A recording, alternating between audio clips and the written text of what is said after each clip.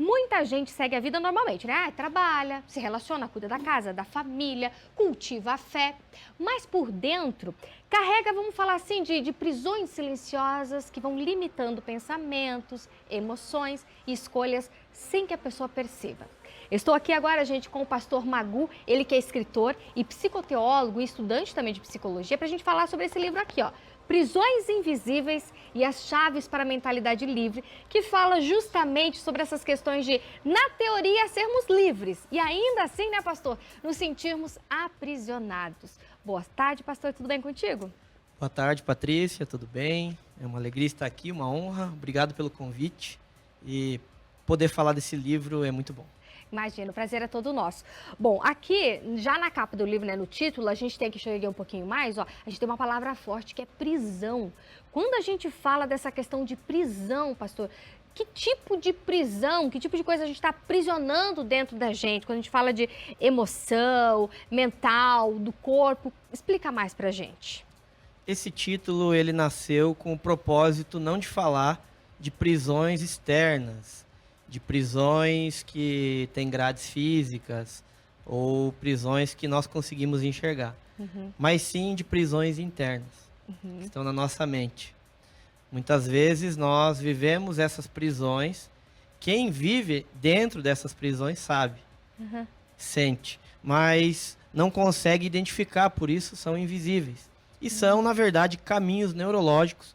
Estávamos aqui ouvindo o terapeuta falar sobre um sentimento que é o ciúme. Isso. E o ciúme, ele também faz parte, também é uma prisão.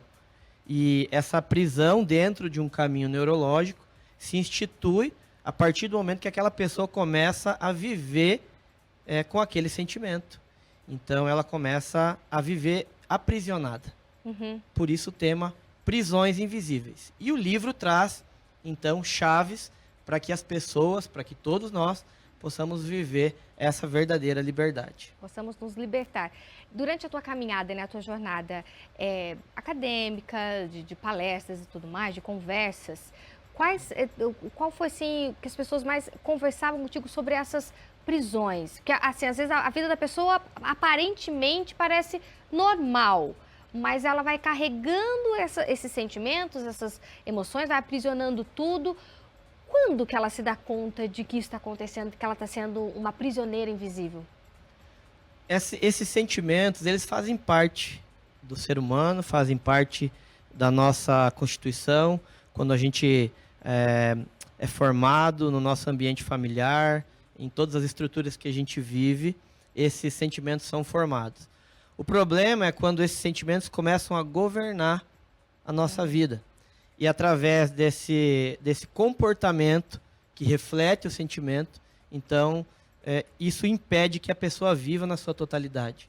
Muitas pessoas acabam querendo não viver com esse sentimento, né? Eu estava ouvindo aqui o terapeuta falar sobre o ciúme. As pessoas não querem ter ciúme, mas o ciúme acaba sendo uma prisão quando ele governa a vida daquela pessoa. Isso. Então, como pastor, eu sempre enxerguei essas dificuldades, essas prisões que trazem sofrimento. Mas como estudante de psicologia e fazendo um curso de psicoteologia, eu consegui entender quais são os caminhos que essas prisões se formam na mente de cada pessoa. No livro, por exemplo, sentimentos como o medo, a culpa, a ansiedade e a carência emocional, eles aparecem como temas centrais. Por que eles têm tanto poder? E quando a gente fala na sociedade de hoje, né, a ansiedade também toma conta. Por que a escolha desses principais, pastor? Então, esse livro, Prisões Invisíveis, ele conta uma história, a história da minha vida.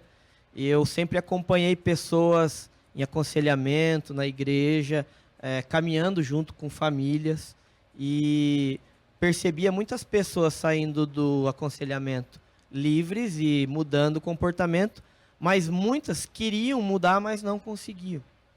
Então, ao perceber isso, eu comecei a identificar que existem prisões e as pessoas não conseguem se libertar dessas prisões sozinhas. E o livro trata e mostra sobre essa prisão invisível de cada pessoa. É muito interessante que a culpa, ela gera acusação. E muitas pessoas não conseguem se libertar e ficam se acusando durante muito tempo. Sabe, Patrícia, eu acompanho na minha vida ministerial e também no meu trabalho, eu acompanho muitas pessoas com problema de vícios, com vários vícios. E muitos desses que eu acompanho se culpam. Olha, mas eu não devia ter feito isso, eu não devia agir dessa forma. E é interessante que esse lugar onde essa pessoa está não liberta ela. Vai apenas trazer mais consequência. Então, o livro ele trata sobre culpa, medo, né? O medo que impede muitas pessoas de darem o primeiro passo, de fazerem algo diferente. Eu estava vendo aqui a receita, né? Que você estava falando ali, e vendo quantas pequenas dicas, e às vezes a gente não vai para a cozinha por medo de não dar certo, mas fica bom. Você pode dar o primeiro passo. E muitas vezes nós somos aprisionados pelo medo. Nós também temos um sentimento de rejeição por conta de muitas vezes que somos rejeitados em tantos ambientes. E isso nos faz paralisar. E ainda a codependência, né? Ou quando nós olhamos para as pessoas e espelhamos nelas ou queremos que elas mudem, mas na verdade nós precisamos mudar. Nós que precisamos entender o que na nossa vida precisamos realmente ter uma mudança para que a gente possa então viver essa liberdade. Que maravilha. E as chaves e o caminho, gente, a gente encontra então numa leitura pelo jeito intensa, mas ao mesmo tempo leve, do livro do Pastor Magô. Pastor, muitíssimo obrigada, viu, pela presença aqui no nosso Vitrine Revista. Até uma próxima. Até uma próxima, eu que agradeço, muito obrigado. E muito obrigada pelo presente também, viu? Ganhei um livro e uma xícara maravilhosa do Pastor Magô também. Depois eu mostro para vocês nas nossas redes sociais.